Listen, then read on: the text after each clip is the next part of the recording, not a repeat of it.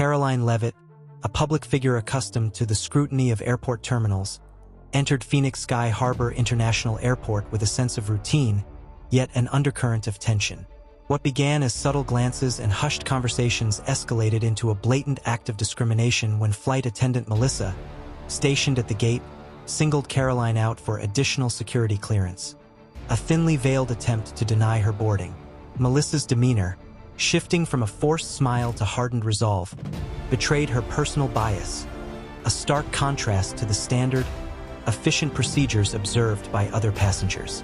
Karoline, recognizing the pretext, demanded to speak with a supervisor, refusing to be intimidated by Melissa's vague references to airline policy and passenger safety. The standoff, captured by numerous passengers on their phones, quickly transformed from a private dispute into a public spectacle, the tension palpable as Karoline stood her ground. Melissa's attempts to stall, her evasive answers, and her increasingly agitated demeanor exposed her true intentions, revealing a personal vendetta rather than a legitimate security concern. The arrival of the gate supervisor, a seasoned professional accustomed to resolving airport disputes, marked a turning point.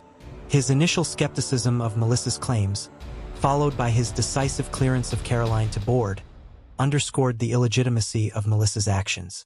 However, Melissa's defiance persisted, as she physically blocked the boarding lane, escalating the situation and prompting a chorus of disapproval from onlookers. This blatant act of obstruction, coupled with her earlier discriminatory remarks, left the supervisor with no choice but to remove her from duty, a decision that resonated through the terminal and beyond. The incident, now a viral sensation, ignited a firestorm of public outrage, with hashtags and social media posts demanding accountability and condemning Melissa's behavior. A second video, capturing Melissa's muttered discriminatory remarks as Karoline walked away, further fueled the backlash, leaving the airline with no choice but to terminate her employment. The airline's swift response, while welcomed by many, also raised questions about the frequency of such incidents and the experiences of everyday travelers who lack the public platform to challenge discriminatory treatment.